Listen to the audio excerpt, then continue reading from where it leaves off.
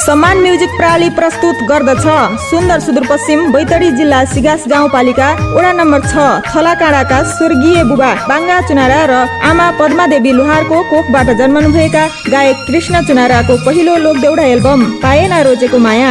स्वर कृष्ण चुनारा र कल्पना बिसी, लय शब्द भुवन विक र महेश विक।